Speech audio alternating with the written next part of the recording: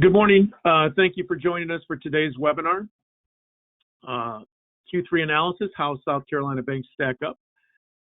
My name is Sean O'Brien. I'm the president of QwickRate, and very pleased to be able to share this information with you this morning. So I appreciate the independent bankers allowing us to present. Typically, I'd have my co-presenter, David Ruffin, on. David wasn't able to join us this morning, but I just wanted to put his information up here, as I'm sure many of you are probably familiar with David. He led credit risk management, his company, for a number of years. David joined us with a team in 2019 to build out a new division we call IntelliCredit. So some of the credit information we show you here today, David and his team have put together for us. Just a couple of reminders before we do get started. We are in presentation mode, which means that hopefully you can hear me, but I can't hear you. So if you have any questions, please submit those, and I will take those at the end of today's presentation. Just a reminder of who we are. QwickRate, obviously many of you know we've been around since 1986, providing non-brokered funding to community banks across the country. In 2014-15, we introduced QwickAnalytics as a comprehensive bank and research and analytical tool. 2019, David joined us with IntelliCredit, and in 2018 as well, we developed a tool called QwickBonds to provide fixed income research and transaction capabilities. Kind of our bread and butter at QwickRate, we've always tried to serve our community banks. We've tried to make technology affordable and easy to use, and we've, again, if there's an opportunity to deliver something to the community banks, we've attempted to do that. Today, we're going to touch on a number of things. One, we're just going to kind of go through a Q3 recap of kind of where we are economically. I am not an economist. I don't pretend to be one, but what I've tried to do in webinars that we have done with our subscribers to QwickRate is really just kind of tell you how I think the Fed is thinking about the economy, because at the end of the day, for all the noise and all the economic talk, they're the ones driving the ship. And it really doesn't matter what anybody else thinks. They are the ones who are making these decisions. And, I think it's important for us to understand what they're thinking, because that obviously, in fact, impacts us at our banks. We'll talk a little bit about the QCBI, as we call it, the QwickAnalytics Community Bank Index. We'll show you bank performance both nationally and with some South Carolina numbers. We'll do a quick update on credit. Obviously, as you all probably well know, the metrics are very good. And then we'll just tell you what we're up to here at QwickAnalytics and IntelliCredit. So, and then we'll take questions, of course. So again, I think this is a slide that we have shown in presentations quarterly since the pandemic started. You can see the huge drop in GDP in the first and second quarter of last year that coincided with the pandemic.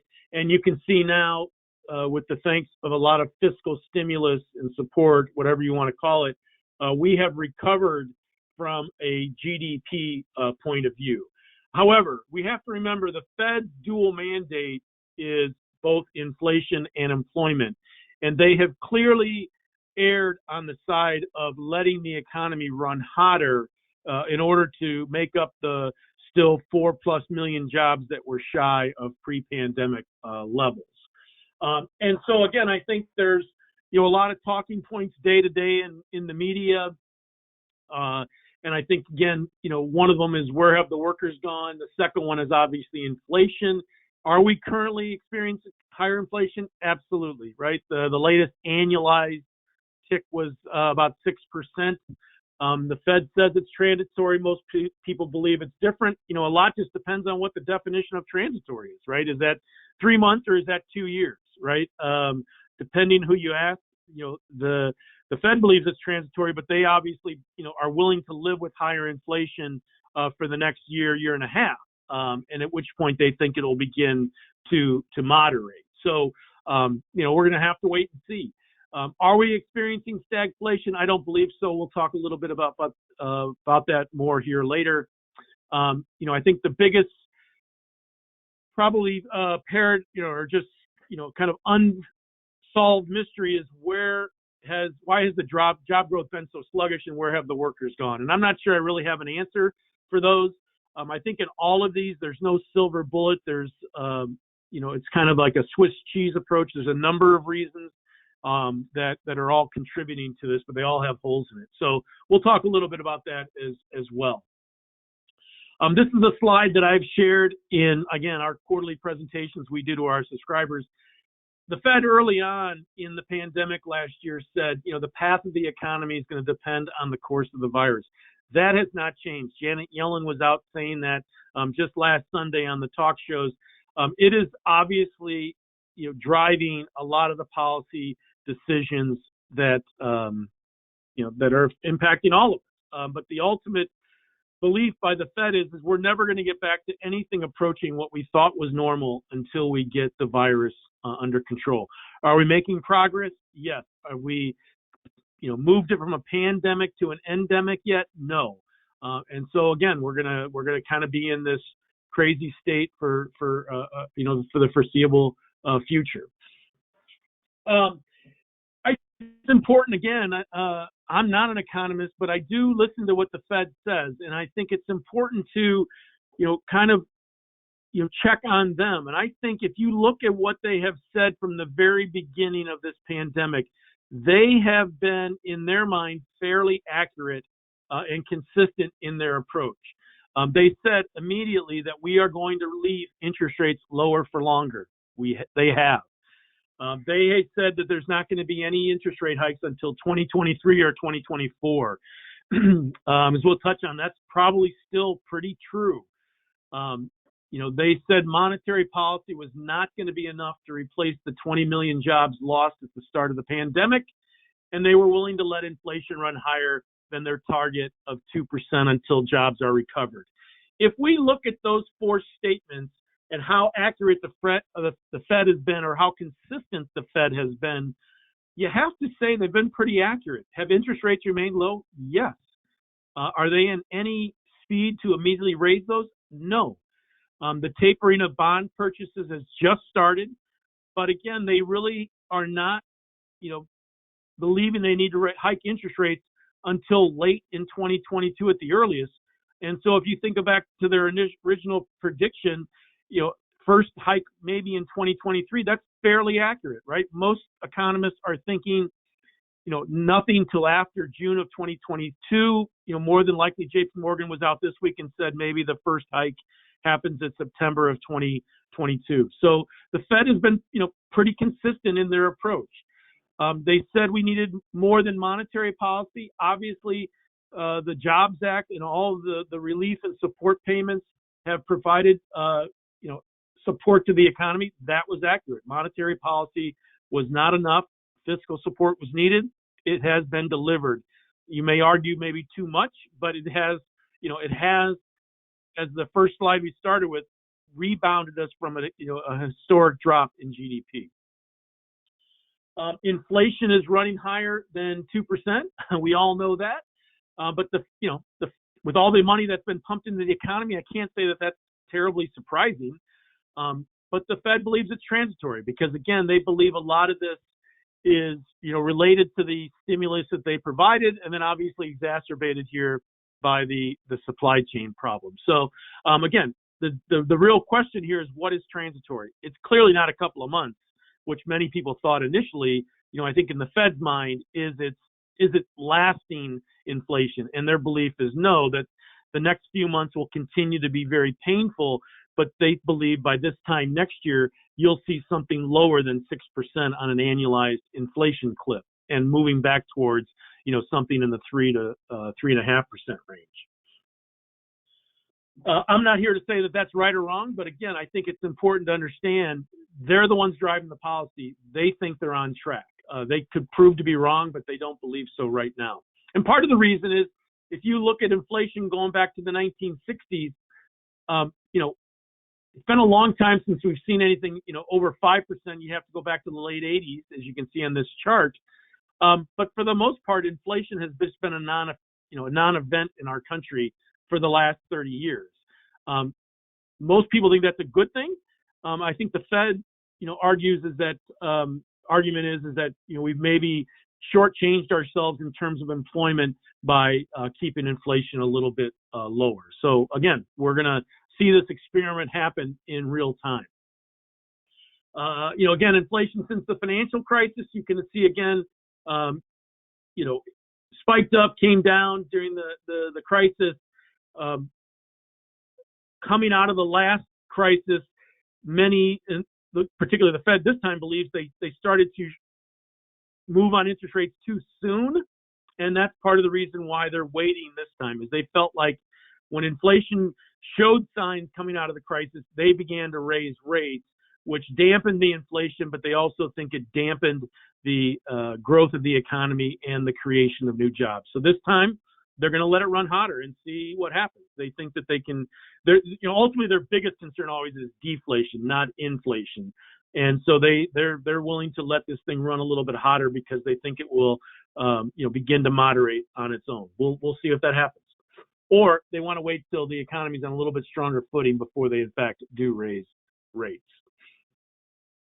This is a slide that is, kind of colloquially referred to as the misery index. It's a summary of unemployment and inflation. You can see back into the circle, the double tops there back in the 70s and early 80s when stagflation and, the higher interest rates that everybody's worried about impacted our economy. We're nowhere near that right now. We certainly are higher, but we're nowhere near that. And we've already, gone down from the highest peaks that we saw for this, during the pandemic last year. And if you look to the right, we've come down, pretty dramatically. So again, you hear a lot of people talk about stagflation, but just most people just really don't think that that's, realistic. And here's a little bit of the reason why. So I borrowed this chart from an economist and author, Barry Ritholtz. He's actually more of an investment advisor. But anyway, he just talked about some of the things that, we saw in the 70s for stagflation. And I won't go through all these individually, but suffice it to say, other than in terms of confidence and civil unrest and sentiment, nothing really is like what it was during the 70s when we experienced that, really high misery index and stagflation. So again, I think it's a very, it's kind of an easy talking point right now, but, if you really dig into it, it's just not really, apples to apples with what's happening right now. So, the question is, should the Fed tighten and raise interest rates? And so you have to think about, if they raised interest rates, what would it do? Well, one, it would curb inflation, no question about that. But it'll certainly slow the economy. And again, with 4 million jobs shy of pre-pandemic employment levels, the Fed is not willing to do that yet. And so they're willing to let this thing run for a little bit longer to try to get those jobs back. Because rising interest rates will certainly slow growth. And some of the expectations already, given the fact that there'll be less fiscal stimulus next year, if you look at it today, in 2020, we were at about 12% of debt, kind of the budget deficit, was attributable now because of all this spending we've done. It'll be a lot less. It'll still be a deficit next year, but it'll be less. And so, losing that fiscal support, many people already believe the economy will begin to slow on its own. And so the Fed doesn't want to exacerbate that by raising rates prematurely. And so again, I think their bet is that after another year of job growth, in an improving supply chain, again, not happening overnight, but over the next 12 months, they believe that at that point, the economy will be better able to handle a hike in interest rates. And so if that means letting inflation run hotter, they're willing to do it because, again, they think in a year from now, the economy will be on firmer footing and able to stomach those interest rate hikes. If you look back to something that Janet Yellen talked about in 2016, this really kind of, I won't read it to you, but it really captures, the kind of the experiment we're having here right now. But she talked about the idea of running a high pressure economy with, really strong demand and a tight labor market. And she felt like, again, that while it, is not ideal, it would draw in more workers. and again, be a better approach to coming out of this recession or the pandemic, that we've experienced. So again, I think they believe they're running, the playbook that they want to have happen. So the other big question, obviously, in the news is where have all the workers gone, right? For the biggest time we were talking about, well, it was all the fiscal support we provided people, they quit work, which certainly is a factor. Second thing is we certainly tightened our immigration policy, so we don't have those workers. The number of new business formations is certainly up. The pandemic has provided the opportunity for a lot of people to retire early. There's another group of people who have taken temporary early retirements, meaning that they're not working now. They may not be able to retire forever, but they are certainly taking the time now to reevaluate what they want to do. And then there's this wealth effect, right? We've seen in all of this a lot of things. We've seen a tremendous amount of money thrown at the economy and to businesses. We have seen a rising stock market. We've seen higher savings rates. And we've seen a newfound crypto wealth, right? There's a lot of people who've made money in crypto that didn't exist a few years ago. And again, it may not be enough to retire on, but it's enough that they don't have to work right now. And so all of these things are contributing to where have the workers gone. There's no one single reason. It's kind of a combination of all of these. And then you can't discount the fact that we've lost, almost 800,000 people in our country due to COVID. So all of those things are contributing to a slower return of workers to the economy. This is a slide of those new business applications you can see in 2020 and 21 to the right, the number of new formations. So again, this has been a rising trend anyway, but certainly increased during since COVID has affected or been introduced to the world.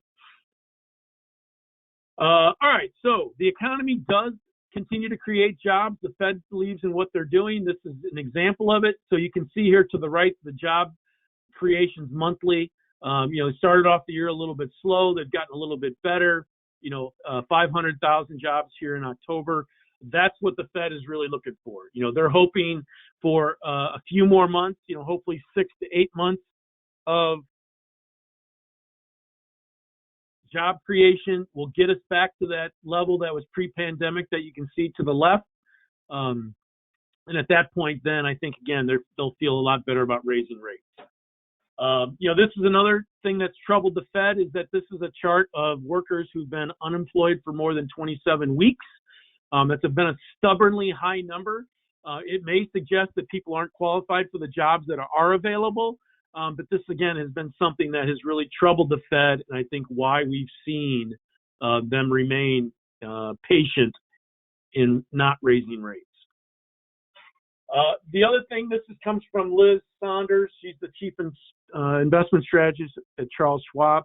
She has been, keen to note that the Fed this time is working on outcomes versus forecasts. Again, traditionally, at the very sign of inflation, even before it was really present in the economy, just growing signs of it, the Fed would move. They are now clearly changed their policy and stance where they are waiting for the outcome. So again, they are willing to let inflation exist because they feel like they can control it. Again, we're going to find out, but that's where the transitory message has come from because, again, they've really focused more on outcomes rather than forecasts. And again, I think the other thing, again, when you think about with all the talk of inflation, where's the 10-year treasury? Well, it's lower than it was in March, even though we're at 6% inflation. So right now, the bond market doesn't seem to be terribly, they talk as if they're terribly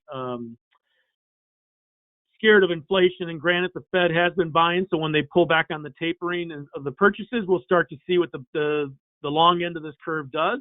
But right now, the Fed has been able to keep the 10-year treasury today, effectively at 154, which, again, if you look back since, the pandemic, we were at 1.8. And, again, we were higher in March than we are right now.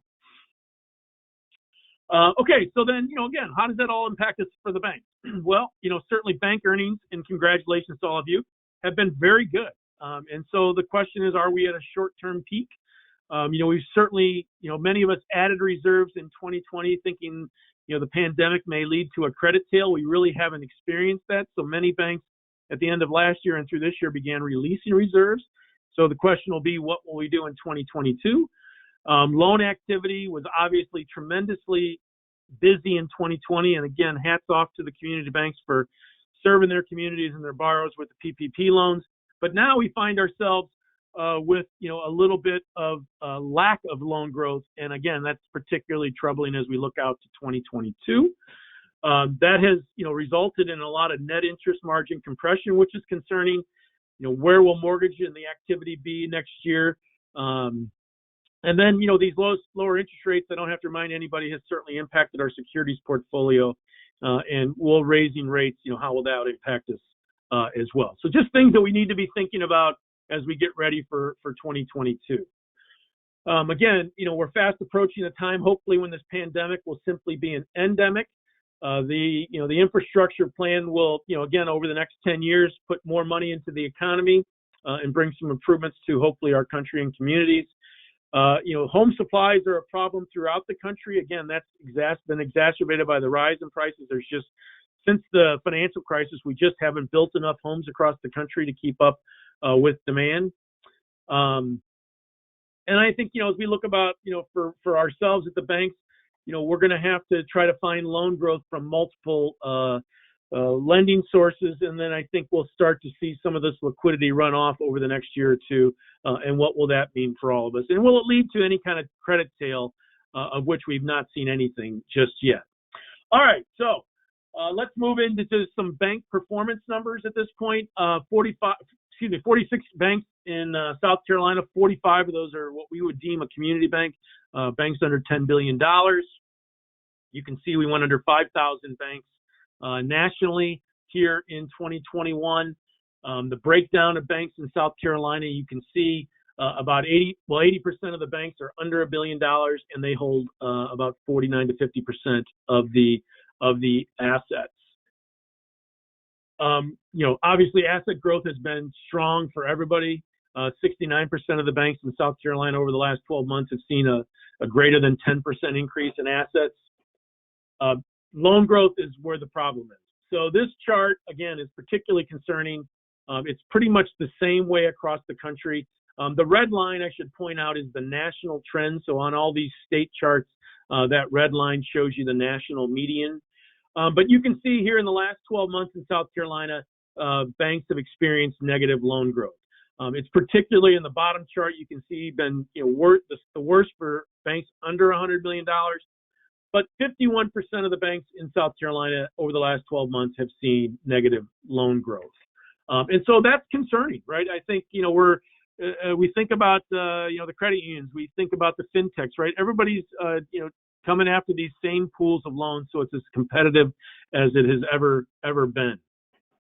Deposit growth has remained strong. 82% of the banks in South Carolina experienced greater than 10% loan growth. It's been pretty much, realized across the board. Again, the 0 to 100, a little bit smaller, but we haven't been able to put those deposits to work, right? Many of us have that just sitting in overnight cash. We've kind of had this opportunity cost of where you haven't put the money to work. And again, it doesn't do as much as it could do for us as if we were able to deploy that in higher yielding securities and or loans. And that's why the loan growth is particularly concerning. If we look at some performance numbers, again, the red line represents the national trend. Yield on loans has not surprisingly come down. You've done a great job with cost of funds, well below the national median at 20 bips. NIM though, right? We're just slightly above 3% on NIM, down almost 47 basis points from 2019. Again, these are median numbers. And then strong non-interest income and the efficiency ratio, while higher than the national median, has continued to steadily come down. So again, I think all of us have done, and you've done a particularly great job of managing your banks through this, unprecedented time. But it's challenging, and I'm not, you know that better than I do. That's resulted in pre-tax numbers here of ROA at 116, again, slightly below the national trend. but rising from last year, and medium core operating earnings. And core operating earnings is the definition we focus a lot on, which is really kind of a pre-provision, pre-tax type of operating earnings. And again, if you look to the far right for both of these, pre-tax ROA and core operating earnings highest for the 1 to 10 billion, and moving down pretty dramatically to when you get to the $0 to $100 million banks. So, unfortunately, it's a very difficult environment for every bank. For the banks under $100 million in South Carolina, it's even particularly more challenging than others. Again, the ROA and ROE, you can see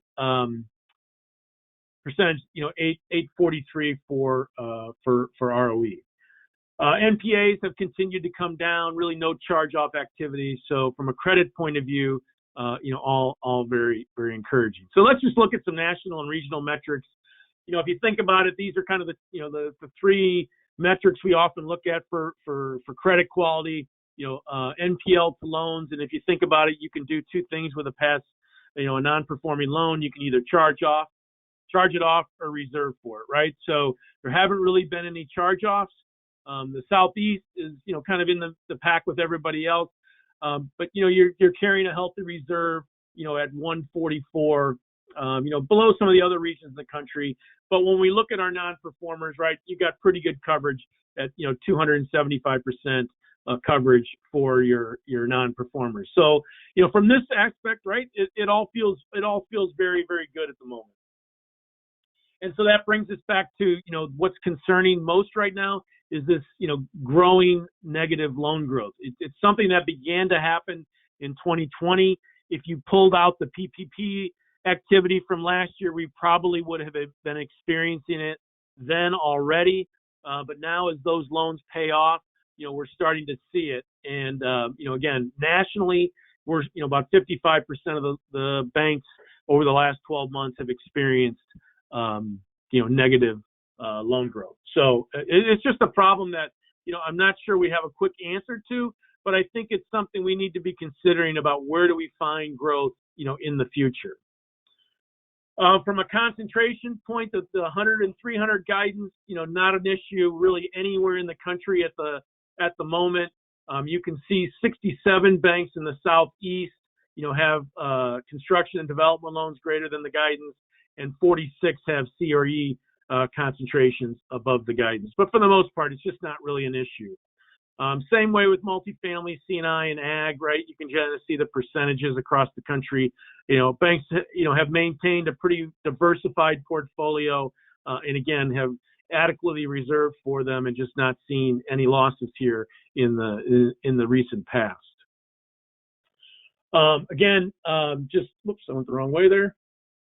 So some of these uncertainties become challenges for next year. And so let's just touch on a little bit of those, right?